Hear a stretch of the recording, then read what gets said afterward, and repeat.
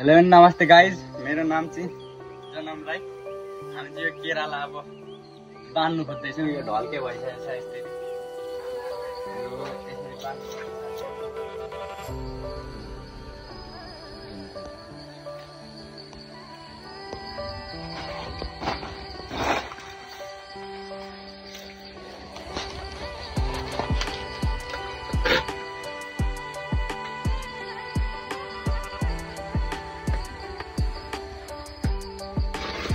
भयो यो चाहिँ यस्तो।